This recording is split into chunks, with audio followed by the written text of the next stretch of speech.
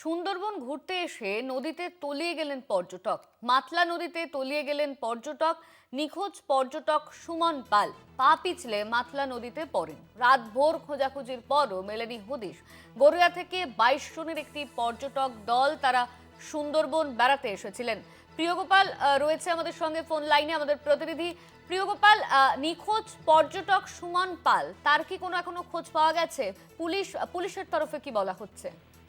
দেখো দেখো তোমাকে প্রথমে যেটা বলে রাখবো যে মাদলা নদীতে কিন্তু সুন্দরবনে ঘুরতে এসে গড়িয়া থেকে আসা পর্যটক কিন্তু তলিয়ে গেল। গড়িয়া থেকে 22 জনের একটি পর্যটক দল তারা সুন্দরবনে বেড়াতে এসেছিল গত 16 তারিখ। গত রাতে মাদলা নদীতে রাত্রি কাটানোর সময় হঠাৎই পা পিছলে পড়ে যায় মাদলা নদীতে। নিখোঁজ পর্যটকের নাম সুমন পাল। রাতভর খোঁজাখুঁজির পরও তাকে কোনোভাবে খোঁজ মেলেনি। অবশেষে সকালে কুলতলি থানায় আসেন সঙ্গীরা।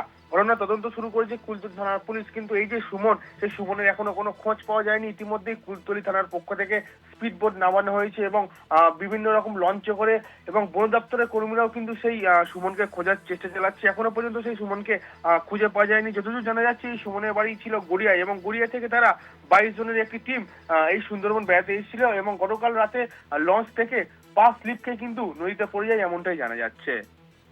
ধন্যবাদ তোমায় প্রিয়গোপাল। আমাদের সঙ্গে ফোন লাইনে ছিলেন আমাদের প্রতিনিধি প্রিয়গোপাল মুখোপাধ্যায়।